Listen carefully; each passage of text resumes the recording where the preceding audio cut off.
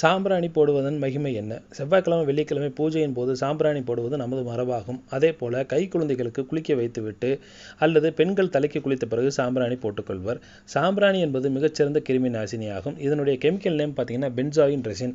இது பல்வேறு மருத்துவ குணங்களை கொண்டது. மருந்துகளுக்கும் நிறைய பயன்படுத்தப்படுகிறது. இது இந்து மத தர்மத்தில் மட்டுமே பயன்படுத்தப்படுகிறது என்பது தவறான எண்ணமாகும். இது இந்து, முஸ்லீம், கிறிஸ்டியன் அனைத்து மதங்களிலும் இது பயன்படுத்தப்படுகிறது. இதனுடைய பயன்கள்லாம் என்னென்னு பார்த்தீங்கன்னா, இந்த சாம்பிராணிகளை வாரம் வெள்ளிக்கிழமை செவ்வாய்க்கிழமை போட்டுக்கிட்டே வரும்பொழுது வீட்டில் விஷஜந்துக்கள், அதாவது தேள், பூரான், கரப்பான் போன்ற விஷஜந்துக்கள் அண்டாது.